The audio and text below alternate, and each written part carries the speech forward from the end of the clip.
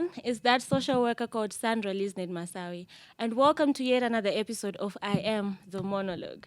Today, Tine Huruya, the international somebody in the house. He is an MC, he is an actor, he is a scriptwriter, he is a comedian, he is a motivational speaker. The list goes on and on and on. Mr. Nigel, Yes. you're welcome to the podcast. Thank you so much for having me. It's a pleasure. I'm really humbled to be here. The order is all on us. Mr. Nigel, looking at your life from your childhood, you mentioned kuti, you lost your parents at a very young age. Yeah. And looking at how you have managed to turn that around and make something that is very beautiful, something that we get to also draw lessons from. Right. I mean, I remember there was one portion of there was a video that I was watching where you get to share kuti makaenda pa bus stop without any money. And you just needed to go into town and upload a video. Yeah. I mean, that is very tough. I wouldn't have the faith yekuti ndotobuda kumba ndakageza ndatosiya tauro pawaya kuti I am going to get into town, but I do not have the money. I think looking at your life now, it just resembles the true essence of bitter and sweet just mixed together. Right. We would like to know, what does comedy mean to you, and how has it helped you to navigate through life's? Okay. Interesting. That's a very interesting angle to take it from. Well, I think for me, comedy is it's a platform to just connect with people. It's a platform to discuss the various topics that we encounter in life, but do so in a very light-hearted way. So that means you could talk about anything, some very serious issues like marital problems, financial problems, depression, and trivial stuff. So the gift of comedy and that platform enables people to feel free to laugh at their own problems, to not take life too seriously, and help us to move on. So I think apart from me using it to do that for other people, it has also been the same for myself. Just watching a lot of comedic characters and realizing that sometimes I think we are too hard on ourselves. Sometimes you just need to look at life from a different light. So I think basically it's a vehicle that I use to move through the difficult terrains of life, but in a very simple way. That's very powerful, because truly as humans we cannot insulate ourselves from bad things happening. They will come. Hard times will come. Difficult times will come. But it's how we then bounce from those things that really is very impactful. Yeah, that's true. Okay. So at one point you also described your relationship with comic pasta. Right. And what was really fascinating for me as you were describing that relationship is how when you first met him, like this is someone who was like miles ahead of you in the industry, but when you first met him, you were calm. You allowed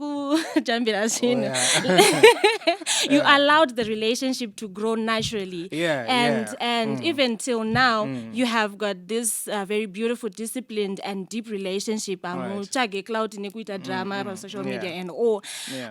What really fascinated me is, probably for me, having met someone who is at that magnitude, I would probably, in the first meeting, pitch my ideas.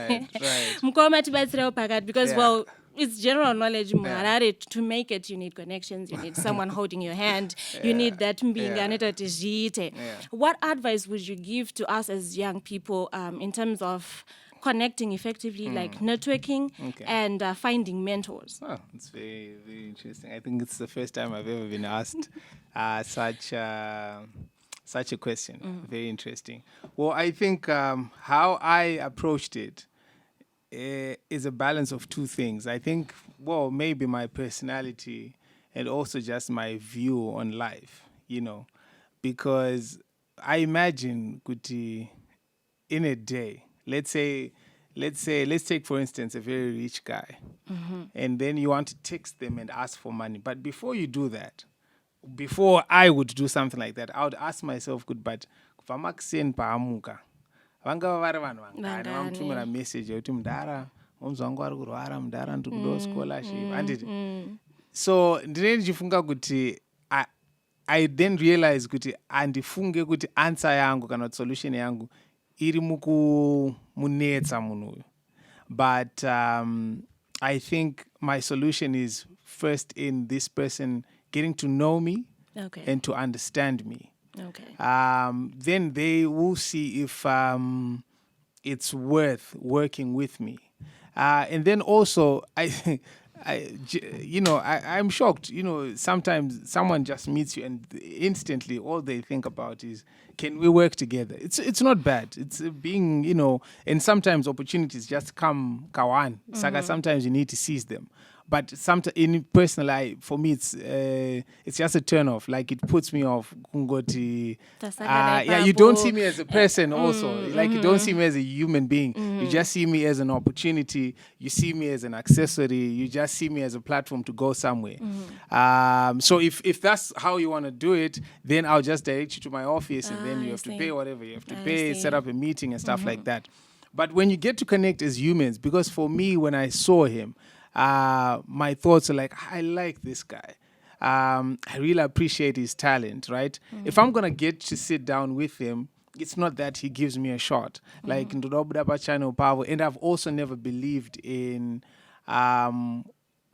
being featured by someone in order to make it. Because I've watched some trends of a lot of guys, whether it's in film, TV, it's in comedy, it's in music.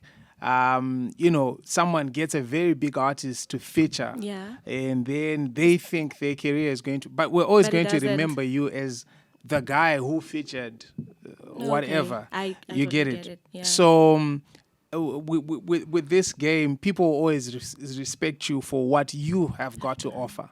Yeah, so that's why I'm not very hungry for platforms like, if someone comes to me and tells me, 10,000 chichi. But if those 10,000 people are not there for me, right, then I can do my 5 minutes, 10 minutes, and then just go, and then some might remember, a lot will forget and just focus on whoever they came there for. You get it? So while leveraging on relationships, leveraging on platforms is a good thing, but do not make it your complete strategy. So in terms of mentorship and, these connections and establishing these relationships, someone once said, when the student is ready, the teacher will appear. Wow. What they meant by that was, when you place yourself and behave yourself in such a way that you show the potential you've got, you show the value that you carry, and you show the willingness to go a certain direction, the person to take you there will appear. Instead of you constantly just knocking on doors, and usually when you do it from that end, you disadvantage yourself. Because I'm always going to look at you as a charity case. I'm always going to look down on you because I'm like, you need me. But if somebody reaches out to me today and say, young man, I think you're going somewhere, I can do 1, 2, 3, 4, 5 things for you, right? Because I believe if your potential really blows up and we get the most out of you, you're going to become something. Then it's that is like a fair exchange for me. So for me, the best advice is, do the best that you can. Use what you have to get where you need to get. Focus on just making yourself better. I like the first time I met Comic was that time, and then we exchanged numbers. I never said, that I want to do a video with you. No, not me. yeah. I knew almost, all the people I meet that like can, tungaite collaborate. And then also for me, how that sounds, to some degree, it's like you're disrespecting my art. In the sense that you don't just meet Japres aparod and so you get it. Now, if you put it that way, I think you see it's now, making sense. the only difference is ausukundisa palevel rajapresa. You get it? Handinichwa maskits anobasara handimata maskits every day ngangotisoka one. So the reverence, the value that we put in doing the work, we actually plan this, we actually schedule this, we take it seriously. So if I don't see that seriousness in you, I avoid. So my advice is work as much as you can on yourself. There are a lot of people I've always admired, I never told. One time I was telling Minister Mahendera, I was telling him I emceed one of his shows and I've worked with him a lot, to promote his work, and we've just become great brothers. And I was telling him there was a time I was still in college, I would play his songs, when I'm praying and stuff. And I would be like, if I could just meet this man, right? But I never went to his Facebook and be like, I was just working on what I was working on until what I was doing your path came just exactly. brought you to him. So it's better that way. It's when it's less forced, but I want people to take me correctly. I'm not saying trying to reach out to establish relationships is wrong, but I think your mentality and your attitude in doing that, don't treat it like that's why there are a lot of people with bitterness, because they're like let's taurana coming pastor havakandivharira panze. You see, true. But apana munavharwa panze was we're just doing what we're doing. I could be doing something that's popping here, you do something and people will notice you. So no one owns anything. That's the beauty of the age we're living in, the internet and the digital space. It's unlike kudhara kokuti nobody would know you unless you're on TV. So if somebody on TV who is in charge of what's going on in TV didn't like you, then you can say, you can genuinely say, but today we're seeing thousands of people just popping on TikTok. Who's this guy? And people look for that person. So you should never put your destiny in somebody's hands. That is so you get powerful. It. And then, all of a sudden you're fighting me and I don't even know it. I don't even know you. So just do you. Just focus on your path and, God will make it work. I think it's a totally wrong mindset that we have now, Kuti. If I don't have someone who's popular to hold my hand, I cannot make it. And I think it's actually crippling. You do not get to work on yourself. You do not get to cultivate the value within you. Exactly. You're just waiting for that one person. Yeah. You said something that is very profound. You said how you now emceed event here, Minister Mahendera. Like panenge that level of respect as well, because you've got something of your own that you can I'm bringing value to him as well. So apana kuda kudonzwa sterek. You get it. You feel like the world we're living in, it's just an exchange of value. For me to be here, right? There was some value to it. It could be the relationship with whoever is behind the production, but there was some value. You get it? For you to want to have me, there's some value I'm bringing. So everybody, whether consciously or subconsciously, they make that decision. You make an analysis, value, and then quickly make a decision. Wow. So if people are always conscious of that, I think it makes life easier. Wow. If I never get to learn anything else, Nas, is exchange of value. Yeah, that's true. The other person. Yeah. You have got to bring value to the table. That's true, yeah. Crossroads. It is one of my favorite series to ever come out of Zimbabwe. Wow, thank you so much. Thank you so much. Yes, you did a very good job there. It's a poignant story that is rich, that is just showing how, the state of our culture. Right. I know as an actor, into different roles, there is something that you get to learn and understand about that particular role. Vasemre, vatori wisdom yawo yakatosiyana neyatinoona from Nigel. So I think what I learned the most, what I could glean from the character Nigel was, he vividly just put out the complexity of masculinity and manhood. Like the whole idea that a man carries the burden by himself. Right. I also discussed a little bit about this in the book, I Am, where I was just bringing out kuti murume chera karwadziwa sei. As society, we expect him kuti anyarare. Kufa kwemurume kubudaura. No matter how much it hurts, murume achemi. Murume achemi. Like you have to toughen up and all. But I think it's something that is really common in our society now. Right. And we actually have like other thought leaders who promote, well, as men, you mustn't wear your heart out on your sleeve, and you mustn't show emotion and should be stoic.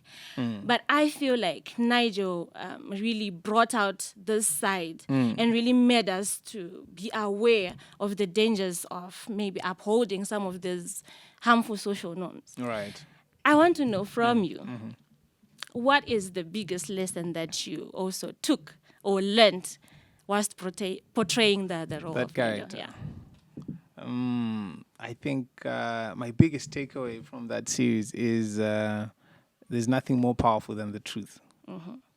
So you shouldn't fight the truth. You should embrace the truth. And you should live according to the truth. The moment you start living a double life, even though your intentions may be good. Yeah. Because, originally, the reason why that character was leaving home every morning and pretending to be going to work, he wanted to protect his wife, his pregnant wife, from that, emotional shock. He goes out, wait, so now my husband is unemployed, we're expecting a baby, the quality of our life is going to change, etc., right? So he started hiding the truth because he wanted to portray a certain image. And I must say, like what you correctly said, that the image of masculinity in our role, in our society, is that the man never shows any fear, never shows any, weakness, he never breaks down, you should never cry.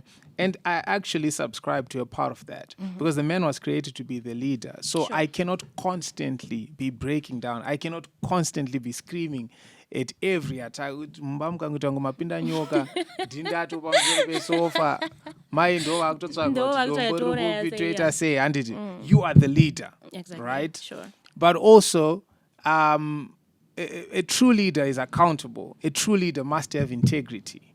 So one of my biggest takeaways, nothing is more powerful than the truth. People cannot fight you more than the truth will fight you, because the truth eats you. You can keep it away from everyone else, right? And no one will know, but it's just you. At night, unotadza kurara. Chokwadi chikungokushungurudza iwewe.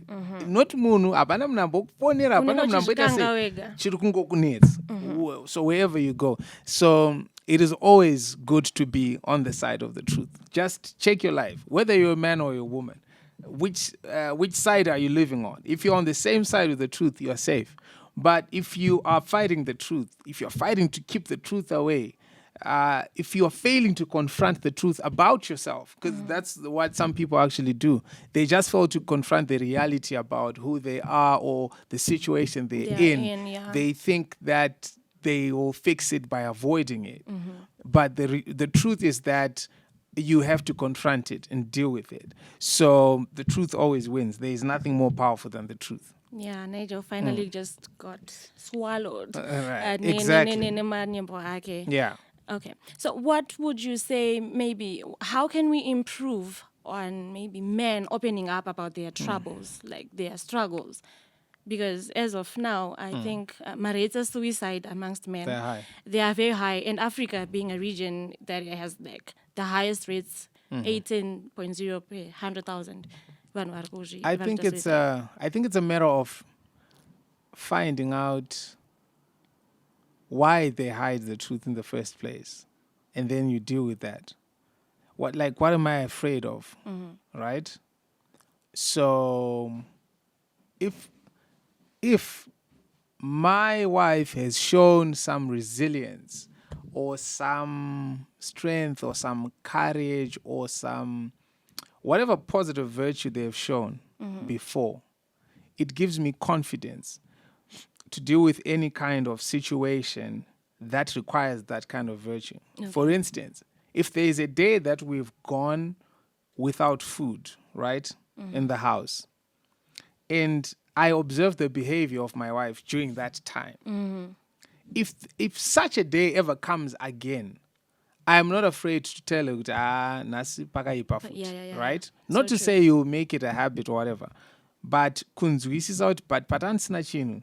This person never saw me as less than a man. This person never judged me. This person never let everything out to the whole world to let them know, right? So that makes it easy. If I'm going through anything, I will open up. I feel safe, Kuti. This is my partner. Like, we are on the same side. True. But I think the biggest problem is we are fighting problems, and we are also fighting the people fighting who in are and supposed. Out of their home. You get it now. Yeah. So for as long as I feel that we are on the same side, it's easy. So that's one. Whenever we create a healthy environment, it's zvakangofana nemwana wekuti pakapwanywa cup. Anoziva kuti kana ndapwanya cup, I'm supposed to let mom know, and mama wandirove, mama ada kunzwisa kuti ndaipwanya sei, wobva watsanangura kuti no, kana tii chinyanya kupisa usabate cup nemaoko, anditi let it cool down so that this doesn't happen again. I remember takakura kuprimary chinzi ukadai soda unoiswa punishment, doesn't that high school yakatanga kunzi correction. It's changing the attitude and the perception. No, we're not punishing you, right? We're trying to correct a certain behavior, a certain attitude. So if the environment is not toxic, if the environment is healthy, then it's easy to then open up. Yeah. So you see, part of the reasons why when people go kuma Alcoholics Anonymous and stuff like that, where there's a group of strangers, this one can come and say, I've been addicted to chakat for so many years. Why? Because the environment there is conducive. It's a safe space. We have people who are afraid to say such things in the church. Why? Because the next thing, next week,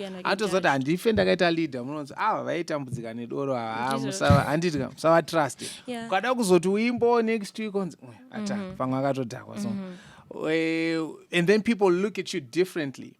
But if I just gave the church as an example, if in that community people feel absolutely free to just come out and say, I'm struggling with lust, guys. Right? I'm having a terrible time. Vakomanaka ndiri panguva yakaoma zuva nezuva ndiri kurwa zvekuti handizivi kuti ndichakunde here kana kuti nezuro ndakakundikana. But munhu kana atozvitaura izvozvo kuratidza kuti haasi kuzvida, arida kupona. So already the judgment must stop, because akasiyana nemunhu ari kuwira mazviri obva angonyarara oto continue as if everything is normal. Achitohopa kuti I hope I can balance these two lives yekuti uku kuvanondona ndiri munhu ari bho but uku ndichidai so, right? But this person is saying, guys, I am struggling, and then that person is judged as well. So if someone comes out and says, guys, I am in debt, the first thing that people come through and says, you must learn to live within your means. Exactly. Right? Like it's a very basic. I already am in debt. It's a very basic rule ye-financial literacy zvechokwadi inobrekwa nevanhu vakawanda because tensina kudzidziswa. But it's now pointless kuti murambe muchiti vanhu vanoda zvinhu unongochimbokweretereiko 2000 yechikwereti kwaedgazi uchikwereta hembe wakakwana here. So all that judgment, because a lot of people find themselves in those situations at some point zvechokwadi akaita maybe a foolish decision, right? Saka kuti achitsanangura vanhu kuti ndakakwereta ndida kutenga mota ndichida kudai, then some people will choose to die. So for as long as we create a healthy environment, we create it by our mentality, we create it by even the subtle conversations we have. The language we use. Kune zvinhu zvekutoti there is a certain way of speaking. Yekuti ukataura nena nditi. Even in a joke, ndinenge ndakuti but musi wekuti zvinhu zvinozoitika, can I really open up to this person to say, you see, because wakutoona kuti but pfungwa dzake dzakarerekera akafitira kuzondijaja nenzira iyi. So vanhu saka the moment we just make we accept that we are human beings, we are flawed in one way or the other, but we are really desperately, genuinely trying to be good. And so you see someone who is falling, you just pick them up. I love talking about issues of debt and stuff like that because I struggled a lot in that area for some time. So I constantly talk about it because I don't want people to be ashamed. At one point, I made a post on a certain platform about the things that I once went through. A lot of different people came to my DMs, lawyers, teachers, professionals, students. Kungoradza, you get it? Kungoradza kuti zvinhu zvatinongopinda nazvo. Saka tese tikazvigamuchira zvinhu zvinowanika, we can quickly solve it. So we need to create a healthy culture and a healthy environment for then men can easily open up. Wow, that is so powerful because kazhinji kacho tinenge tichingotaura kuti ngatidai but it starts with me in my home, in my church, community kwedu kwatinobva ikoko kuti kana come across such a situation, how do I react, how do I respond, how do I even talk to that person, how do I see them, ndakagara ndega, what are my thoughts regarding that particular subject. Right. That is so powerful. Maybe as we wind up,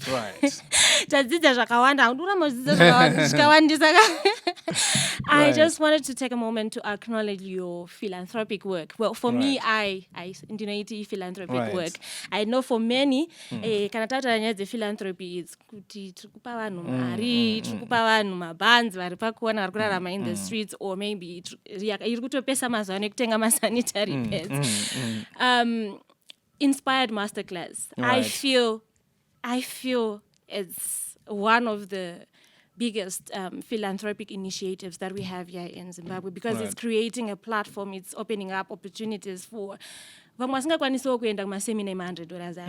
us to just come and learn and network and get to just, be in that environment. Space, yeah. Yes, be in that space, consider personal growth and everything else.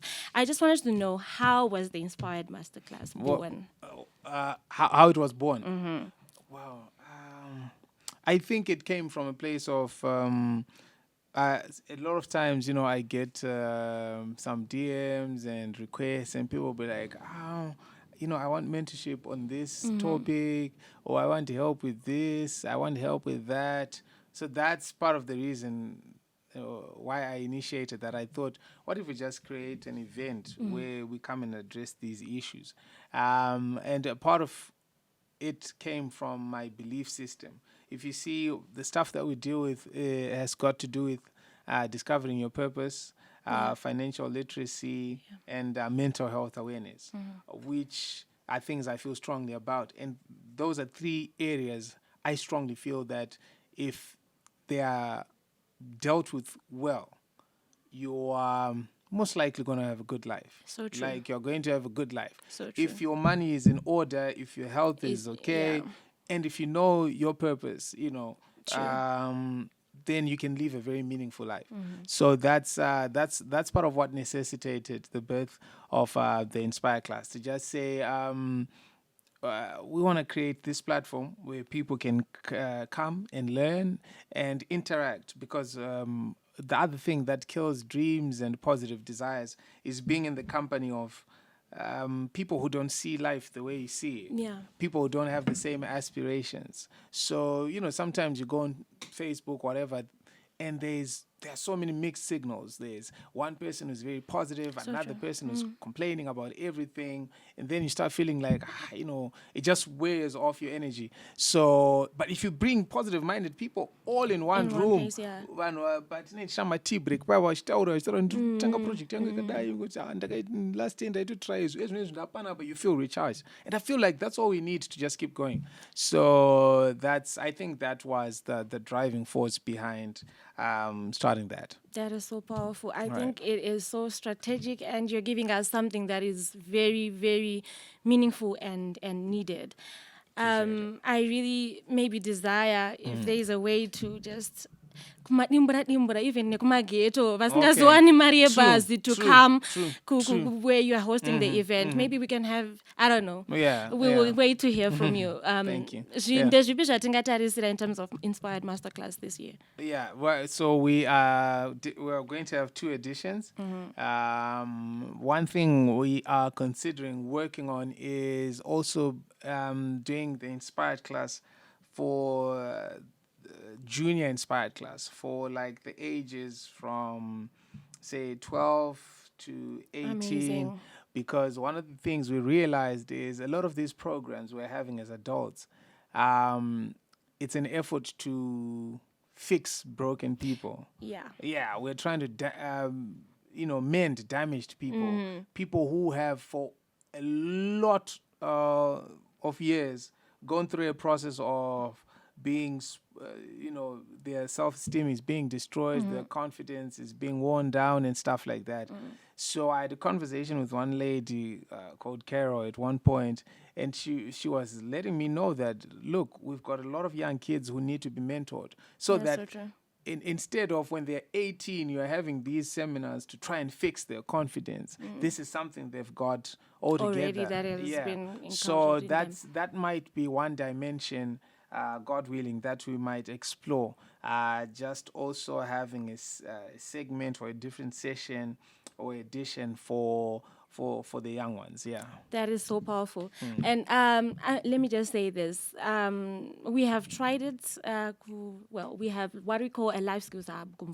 Okay. So we've been having like young people from 20 to 24 coming through. Okay. Just to get a life skills training, but then we started. Age iri lower. We started with 13-year-olds, 14-year-olds, 15-year-olds, and you can really tell the difference. These ones you're trying to they are learning some things, but then with these ones it's fresh. Exactly. Vanokasika kubata and the enthusiasm and we are kutanga umbofunga kuti saka pandiri panapa 1 hour ndichiudzwa zvonzi dai ndatopinda muraundi ndatodzoka nemari yakati. So I think we would really love to have those junior classes. Yeah, they would really make a huge impact in our lives. Amazing. It has been good. It has been I truly enjoyed it. Thank you so much. I also feel inspired. Appreciate that. Yeah, I feel inspired. Thank you so much, Mr. Nigel, for coming through. All right, it's a pleasure. And until we talk again.